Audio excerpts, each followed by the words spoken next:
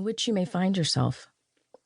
Once you are aware of it, you can make the proper changes in order for you to have a balanced discipleship once again.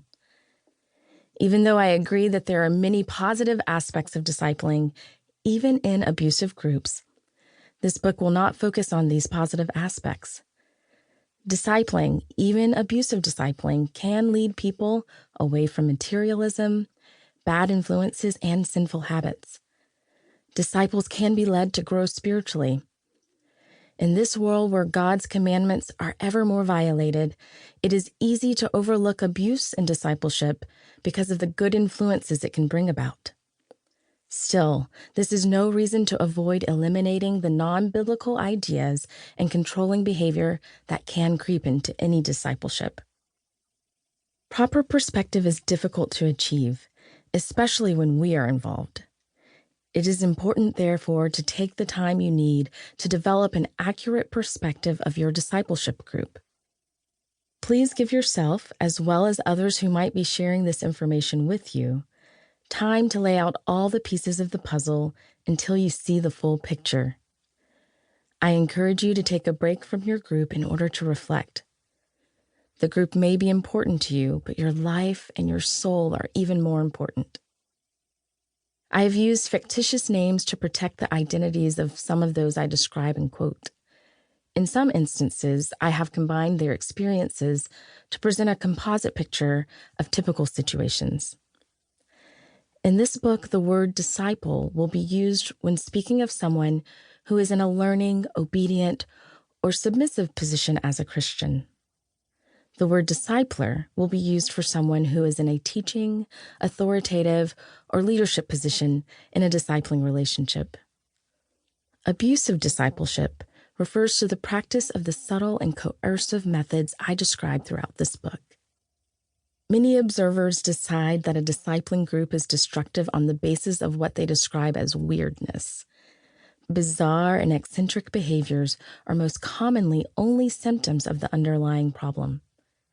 You must go to the core of the system that causes the weirdness. Don't judge a destructive group merely by how strange the leader's doctrine is, or by some bizarre actions that may take place in the group. Such failure to look beyond the symptoms is the reason many miss discovering the control or abusive elements that cause those symptoms. This book will take you into the inner workings of abusive and controlling groups to show you how they control members. I will make clear the mind games that many of the major destructively controlling groups have in common. We don't have to wait until a person is totally involved with alcohol to diagnose alcoholism, because we have documented evidence of what to look for in the beginning stages of alcoholic addiction.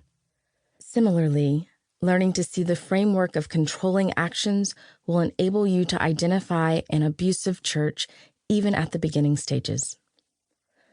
Learn about these mind control games and free yourself with the power of the information you will find in this book. Chapter 1. The Discipleship Game. You agree to wait for confirmation from your discipler before making important decisions. This works out to be getting permission. Let's start by playing a game. Choose 6 numbers between 1 and 12. What you don't know is that I have decided I don't want you to choose numbers 4, 7, or 10. On the other hand, I do want you to take numbers 2 and 5. The rest are of no consequence to me. What are the chances you will pick the ones I want you to choose and not choose the ones I don't want you to? Not very good, are they? How could I get you to pick the ones I want without telling you? How could I convince you to make my choices become your choices, but make you think that you decided? That is easy. I could play a manipulative discipleship game. First, before you started the game, I would teach you that, although this may be your first time playing, I have played this game a lot. In fact, I have spent so much time in prayer and study that God now inspires me to know the best choices for you. Then we would begin to play. After 2 choices, I would tell you that it is God who wants us to agree on each choice. This I would